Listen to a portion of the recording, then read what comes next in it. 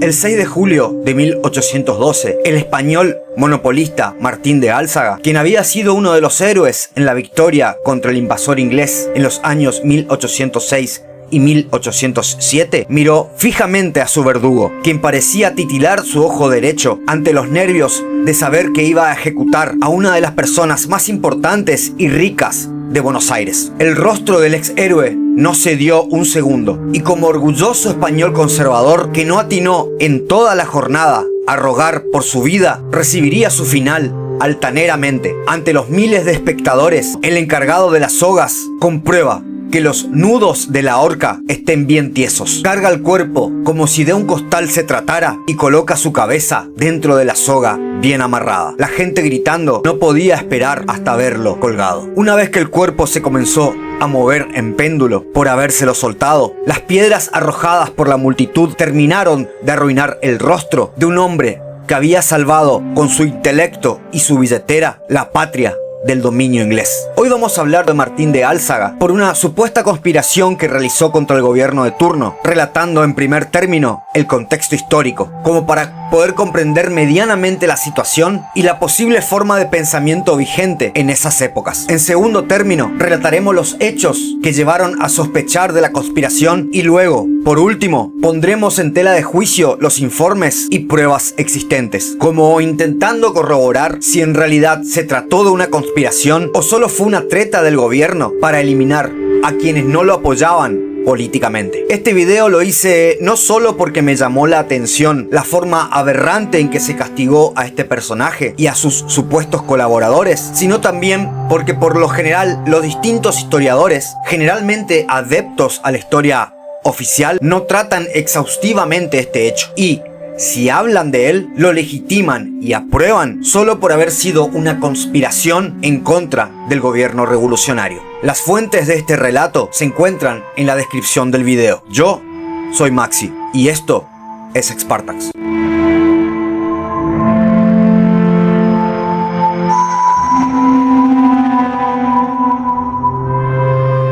Capítulo 1. Contexto histórico. En Buenos Aires había ocurrido una revolución. Se abandonó el anterior gobierno en manos de españoles para poder continuarlo los nacidos en el suelo que muchos años después se llamaría Argentina. Los españoles ostentaban, antes de la revolución, los altos cargos políticos y el comercio mayorista y minorista, y eso resentía a los criollos. Este cambio de gobierno y la posterior amenaza de que se volviera al arreglo con España significaron, entre otras cosas, una ola de represión, castigos y prohibiciones hacia todo lo que atente contra el pensamiento del nuevo régimen. Y eso no es todo. De considerarse todos españoles, se pasó a una diferenciación extrema por nacimiento o pertenencia, y comenzó un odio muchas veces infundado de los criollos contra los nacidos en la península. La prensa del momento y decisiones políticas, como ser, por ejemplo, expulsiones de españoles solteros de Buenos Aires, ayudaron mucho para concientizar en ese sentido a la población. Martín de Álzaga, quien con 12 años de edad había emigrado desde España por la pobreza en que había caído su familia, no sería ajeno a esta situación. Habiendo sido el 10º hijo entre 2 hermanos, escaló en la ciudad porteña, no solamente hasta alcanzar amplia riqueza, sino también hasta sumergirse en el mundo político y ocupar importantísimos cargos en la ciudad. Estas situaciones, y las que pasaré a relatar, entre otras, hicieron quizás despertar odios que luego los llevarían a la muerte. Una vez en el poder, y ante la inminencia de un ataque francés al Río de la Plata debido al imperialismo napoleónico, se encargó de indagar sobre supuestas conspiraciones en Buenos Aires. Para ello, recurrió a torturas atroces que despertarían quizás deseos de venganza. Luego, en 1806, en las famosas invasiones inglesas, de las que tenemos muchos videos en este canal, Martín de Álzaga tuvo amplia responsabilidad y talento al repeler el ataque británico en plenas calles de Buenos Aires. Por último, ante las situaciones europeas, y que no la vamos a tratar en este video, si no se nos va a ir demasiado tiempo, se enroló en una conspiración independentista en 1809 que le costó severas penas. Como comentario, muchos historiadores consideran a Álzaga como el primero en proponer una idea de independencia en el Río de la Plata. El 1 de julio, una vecina denunció que el español Francisco Lácar le había dicho a uno de sus esclavos que esa semana estallaría un levantamiento en coincidencia con un desembarco de portugueses y españoles. En pocas horas iban a invadir Buenos Aires y desalojar el poder político. Las acusaciones de los numerosos testigos que desfilaron durante el juicio dejan una duda sobre la veracidad de los hechos. Y sumado a la ridiculez de que Lácar, hombre de confianza de Álzaga, explique con lujos y detalles un plan tan secreto a un esclavo ajeno, hizo dudar mucho a los historiadores, a algunos. Lo más cómico era que en ese entonces se encontraba en plena vigencia el decreto de seguridad individual y aún así se formaron comisiones especiales para juzgar a los supuestos conspiradores. Esa comisión especial, con pruebas algo flojas, condenó a Álzaga a mejor vida. Este se escapa y con ello comienzan una serie de fusilamientos a familiares y allegados. Lácar, el supuesto buchón, fue fusilado y colocado en la horca. Lo mismo pasó con sus familiares. Luego de interrogatorios amenazadores e intensas búsquedas, lo mandan al frente y es posteriormente encontrado la noche del 5 de julio de 1812. Para el día 6 a la mañana, su cuerpo ya se encontraba colgado, mientras la banda tocaba la canción Patria y el público apedreaba e insultaba a lo que quedó de Martín de Álzaga. Lo habían ejecutado sin posibilidad de defensa alguna. El delito, lesa patria.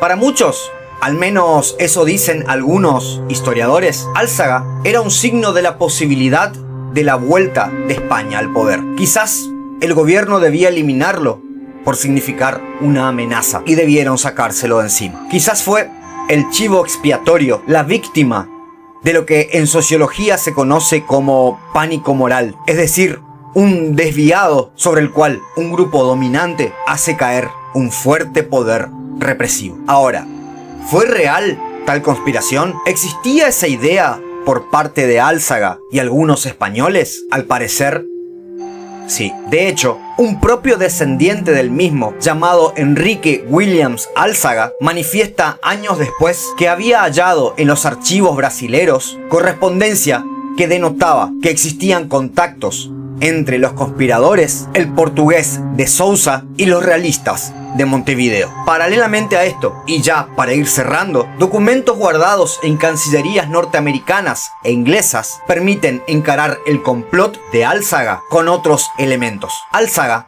parece haberle ofrecido dinero a un representante de Portugal, encargado de negociar la paz entre el Río de la Plata y Portugal, para que no sacara las tropas. Y este representante, de apellido Rademacher había informado esto al triunvirato. Y para no mandar al frente a aquel, se inventó la historia del esclavo Ventura. Rademacher, obviamente de origen inglés, antes de que salte a la luz todo, volvió urgentemente a Río de Janeiro, al parecer con el dinero. Nos dice Omar López Mato: a pesar de que el complot no había tenido principio de ejecución alguno, ni se conocía la amplitud y alcances del mismo, la Logia Lautaro y la Sociedad Patriótica pidieron un castigo ejemplar de los conjurados. Conclusiones. Sin dudas, estas épocas son muy difíciles de analizar. Los pensamientos de las personas no son algo homogéneo e inmutable. Todo lo contrario, pasamos de una convicción a otra en cuestión de minutos. Imagínense tratar de indagar sobre los pensamientos de las personas que murieron hace más de 200 años. Con esto, comprobamos que la historia será, en su mayor porcentaje, un compendio de dudas. Y quizás eso sea lo más llamativo de ella. Fue Álzaga quizás el centro de imputación de un odio y un miedo generalizado. Y tales delitos de traición a la patria, o mejor dicho, al gobierno de turno, eran castigados con la pena capital.